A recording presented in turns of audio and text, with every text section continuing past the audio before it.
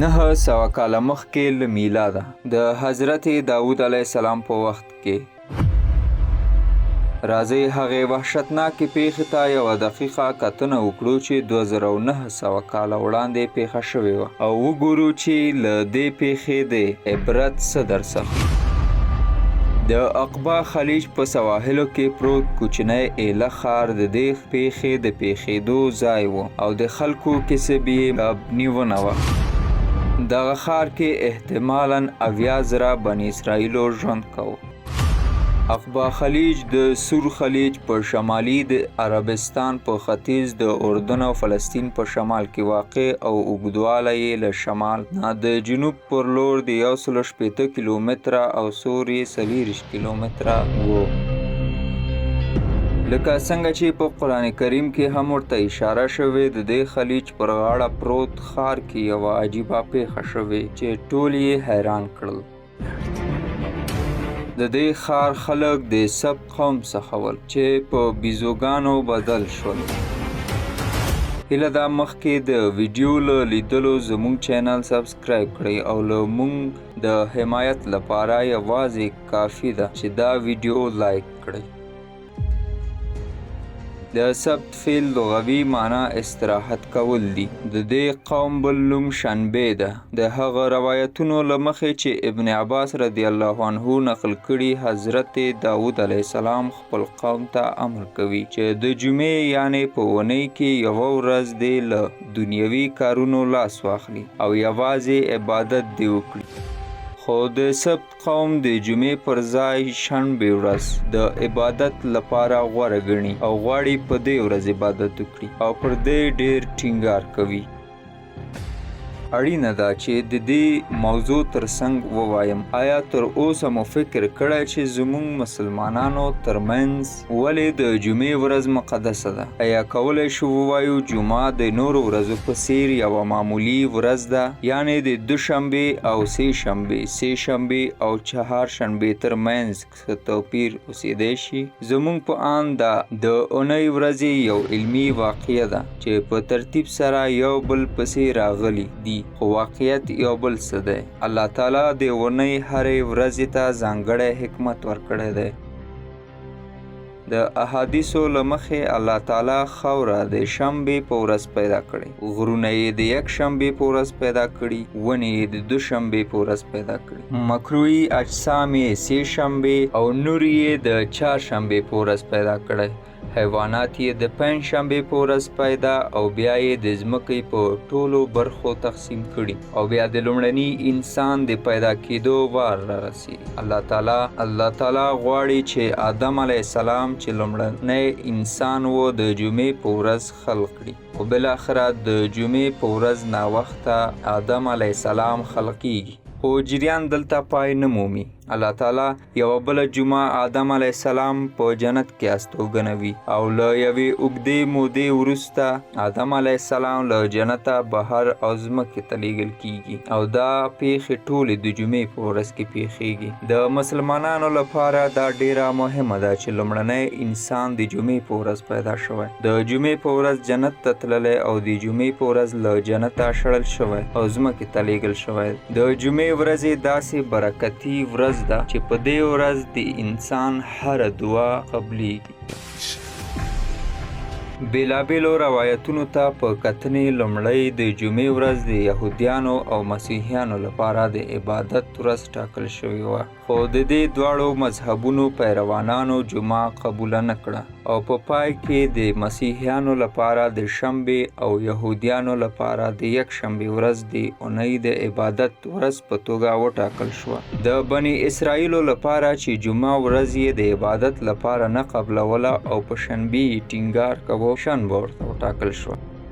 او لکه څنګه چې په قرآن کریم کې هم راغلي د شنبې ورځې تکریم یوازې په یهودیانو واجب شو، یعنی د سبت قوم لپاره هم دغه ورځ د عبادت ورځ ټاکل شوی او هغوی مکلف وو چې بیلابیل ځانګړي او سختې دندې او مسؤلیتونه پر ځای کړي. د سبت قوم اړ وو چې په دغه ورځ ټولې دنیوي چارې چې کبنیونه هم چې له دې لارې پیسې پیدا کولې لاس واخلي. لومړیو کې هر څه سم هم روانو. خو شنبې ورځ دوی لپاره یو الهي امتحان و او دوی له هغه څه بې خبره ول چې په راتلونکي به له دوی سره پیښ شي. هغوی په اونۍ کې 6 ورځې کار او فعالیت کوه، راکړه ورکړه یې کوله او خپل ورځینی کارونه یې کول او بیا به یې د شنبې په ورځ استراحت کوه. یعنې د سبت قوم خلکو به د شنبې په ورځ کب نیونه نه کوله او یوازې استراحت به یې کوه.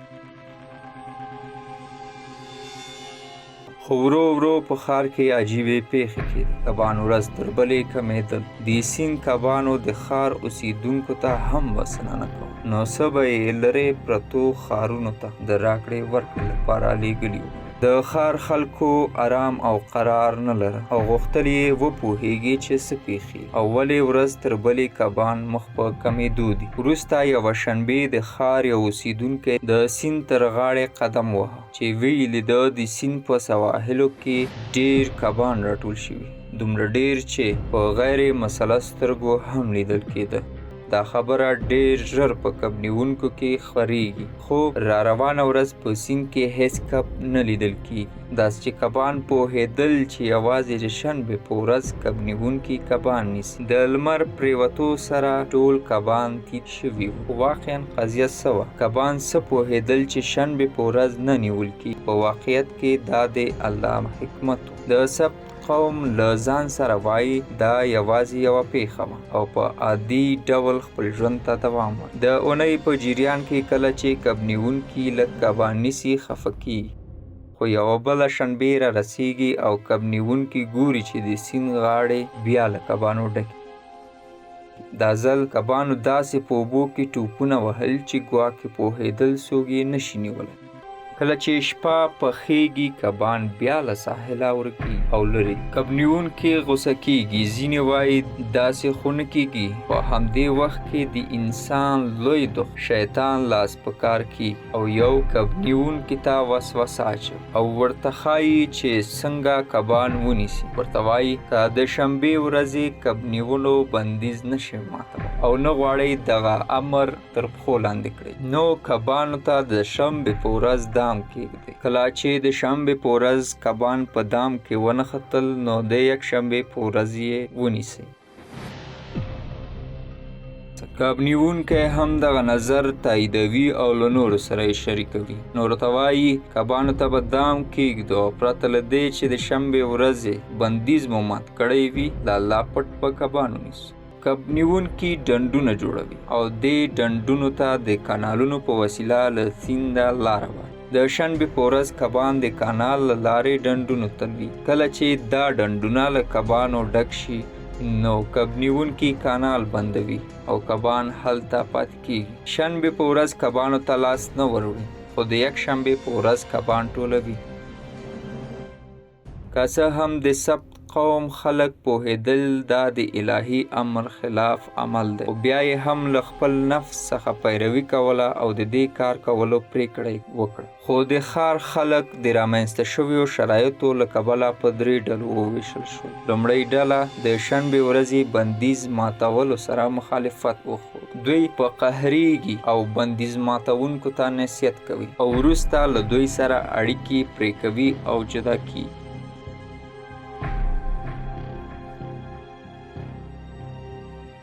دویمه ډله هغوی دي چې الهي امر تر پامه غورځوي او دغه د چل تګلاره پر مخ وړي. درېیمه ډله هم سکوت کوي او په تمه پاتې کېږي چې څه پېښېږي.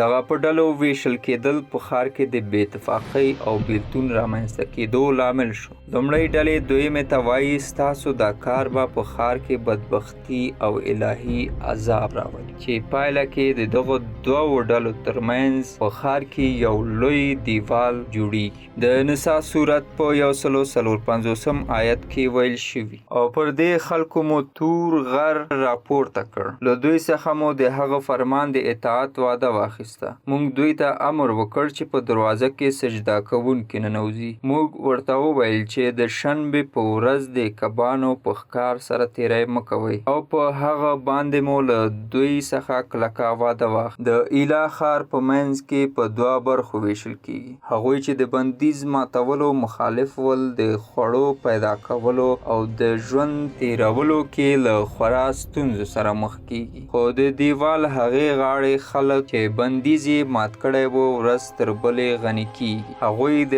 هغه کبانو چې د شنبې په ورځ یې نیول په سوداګرۍ د یو نوي ښار په جوړولو پیل کوي. په داسې حال کې چې فکر کېده هر څه سم روان دي، خو یوه ورځ د دیوال هغې غاړې خلک متوجه کیږي چې هغه بلې خواته یعنې هغې خواته چې بندیز یې مات کړی و عجیبه پیښې شوې او کب نیونکي د تل په څیر د سیند غاړو ته د کب نیونې لپاره نه دي تللي.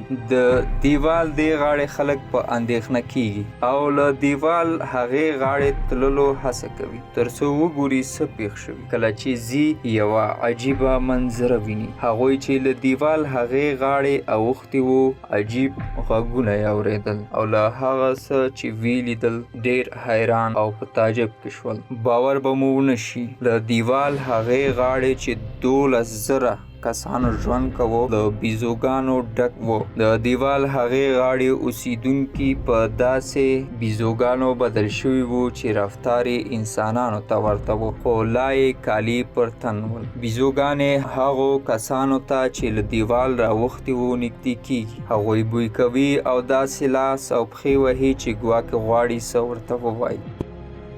د ډیرو سترګې له اوښکو ډکې وې، خو نه یې شو کولی د هغه پیښې په اړه ووایي چې پیښه شوې. هو، دوی ټول په بیزوګانو بدل شوي وو، سره له دې چې انسانان وو خو هیڅ کار یې نه شوی کولی. د اوبو او خوړو خوړلو توان یې نه لره. د دیوال دې غاړې خلک چې ویني د ښار 12,000 وګړي بیزو شوي نو د ښار پرېښودو پرېکړه کوي او په ډېرې عجلې د خپل وسایل ټولوي. ښار او هغه خلک چې په بیزوګانو بدل شوي پرېږدي. الله تعالی هغوی ته چې په بیزوګانو بدل شوي وو 3 ورځې مهلت ورکوي او له 3 ورځو وروسته یې هلاکوي. د بقرې سورت په 65 او 66 آیتونو کې ویل شوي او تاسې ته د خپل قوم د هغو کسانو سرګذشت پوره څرګند دی چې هغوی د شنبې په ورځ تیری کړی و. موږ هغوی ته وویل بیزوګانې شئ او په داسې حال کې اوسئ چې له هرې خوا در باندې ذلت، نفرین او لعنت وي. د ترتیب موږ د هغو عاقبت د هغې زمانې او وروستیو نسلونو لپاره عبرت او د ویریدونکو لپاره نصیحت وګرځاوه. ګرانو لیدونکو، موږ باید له هغو پیښو چې په تیر کې پیښې شوي لوی درس واخلو. دوی فکر کوو چې الله تعالی سره چل کوي، خو په حقیقت کې دا الله تعالی و چې هغوی ته یې مهلت ورکړ او د عذاب ورځې تر رسېدو یې هغوی مصروفه کړل. په حقیقت کې انسان د بیزو له نسله نه دی، بلکې انسان بیزو ته بدل شوی. ګرانو لیدونکو، مننه چې د ویډیو تر پایه له موږ سره وئ. که مو دا ویډیو خوښه شوي وي نو له خپلو ملګرو سره یې هم شریکه کړئ او زموږ د نورو ویډیوګانو لیدلو لپاره زموږ چینل سبسکرایب کړئ.